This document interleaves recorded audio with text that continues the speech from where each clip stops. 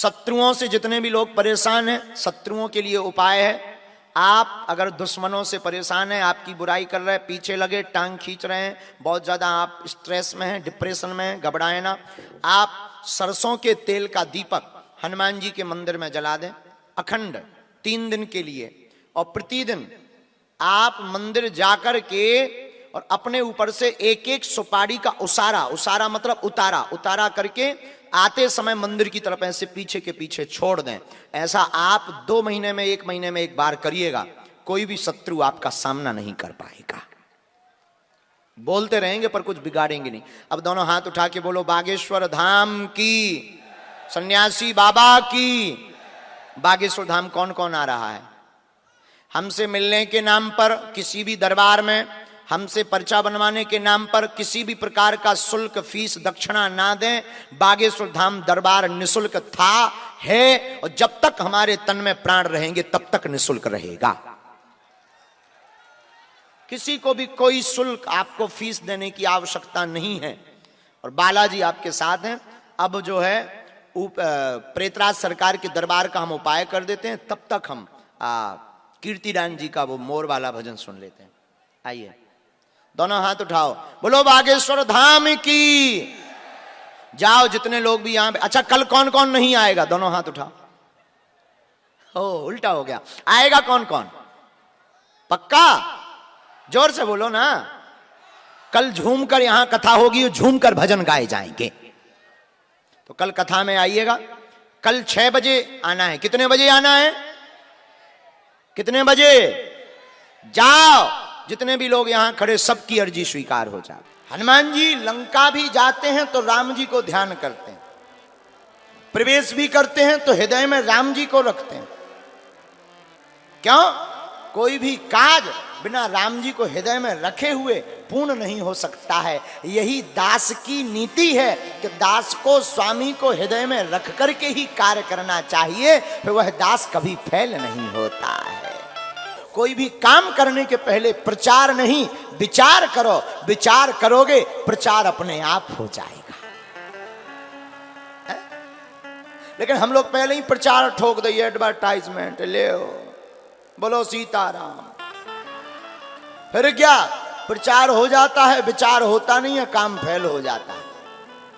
ये ना सीख पाओ तो आज की कथा से एक और सीख सकते हैं। हनुमान जी ने 5 उंगलियों को एक करके मुक्का बना करके लंकनी को मारा, वो भी विरक्त बन गई। मानो हनुमान जी ये कहना चाहते हो कि हमको सभी को अपने परिवार में, समाज में, अपने राष्ट्र में एकत्रित होकर रहना चाहिए, पर कोई भी विदेशी ताकतें हमारा बाल बांका नहीं कर सकती। ये ना सीख पाओ तो आज की कथा से एक बात और सीखो। पूछो क्या? पूछो। सोते सब हैं, लेकिन जो काम में सोते हैं उन्हें रावण जगाता है। जो राम को हृदय में रखकर सोते हैं उन्हें हनुमान जगाते हैं। आज की कथा का 5वां सूत्र, और अगर ये 4 ना भी सीख पाओ, शायद तुम बिहारी आदमी आओ, खा पी के ज्यादा भात आ गए हो, चावल ज्यादा खब गए हो, पानी कम पे वो हो, पंडाल से निकरवे ना मिलो हो। कई जन के तो पसीना में मेकअप बहा गए, कई जन के कपड़ा बड़ी क्रेज में आए थे कि फोटो खींचे, ना फोटो खींची ना टीवी चली। कई लोग तो अच्छा, कई लोग हमने देखे हैं, कई लोगों की भक्ति बड़ी अद्भुत होती है कि उनके सामने कैमरा जाएगा, वो भी सीताराम सीताराम सीताराम, और कैमरा ना जाए कहोगे ताली बजाओ, और कैमरा चलो जाए, तो ऐसे भी होते हैं। तो आज तो कुछ नहीं चल पाया, तो हो सकता तुम मन में खिन्न हो, लेकिन हम आपको कहेंगे 4 बातें ना भी सीख पाओ तो 5वीं बात आज सुंदरकांड की सीखने योग्य है। क्या? हनुमान जी बहुत अच्छी बात कहते हैं। जब लंका प्रवेश करते हैं तो लंका में सोने की चमक धमक में हनुमान जी नहीं फंसते। उस सोने की चमचमाती हुई नगरी में भी जानकी माता को देखते हैं। मानो इस संसार सागर की चमक दमक में हमें नहीं फंसना चाहिए, इस संसार की चमक दमक में भी हमें भक्ति की सतत खोज करते रहना चाहिए। जो इन 5 में से एक भी सूत्र आज का स्वीकार कर लेगा उसे सुंदर कांड की महिमा समझ में आ जाएगी। सुंदर कांड इसलिए सुंदर है कि राम जी का बंदर भी सुंदर है। एक बात और, छठवां सूत्र और ले, तुम्हारे काम आएगा। काम काज का बंदर नहीं होना चाहिए, राम काज का बंदर होना चाहिए। काम काज का बंदर केवल बंदर होता है, राम काज का बंदर भी सुंदर कांड की तरह सुंदर होता है। सातवीं सीख और लो सुंदर कांड से।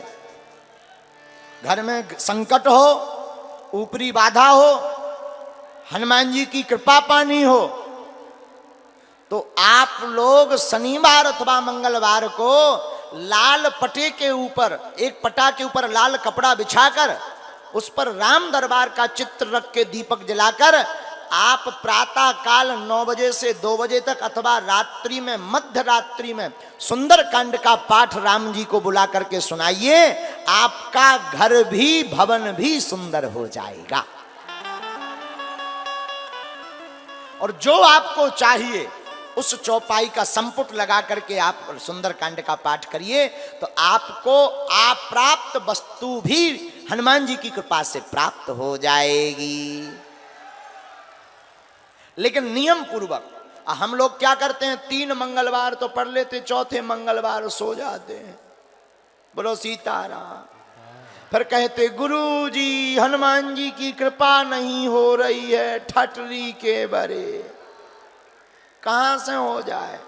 हनुमान जी की कृपा तो तभी होगी जब सतत आप उनका ध्यान करोगे। तो सुंदर कांड का पाठ बड़ा ही ताकतवर है।